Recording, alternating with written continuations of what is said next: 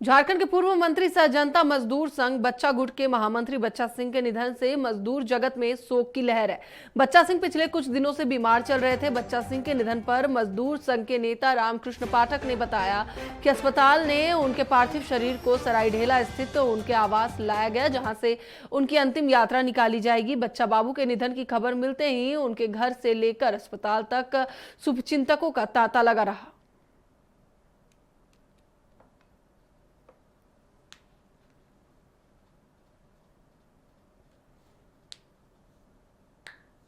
अभिभावक और जनता मजदूर संघ के महामंत्री, झारखंड सरकार के पूर्व मंत्री आदरणीय बच्चा बाबू का देहावसान 12:20 पे इस अस्पताल में हो गया है।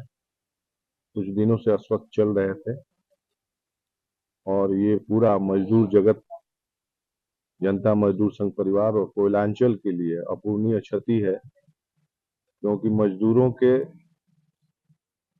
हक के लिए जीवन पर्यंत, उनके भला के लिए, उनके हक के लिए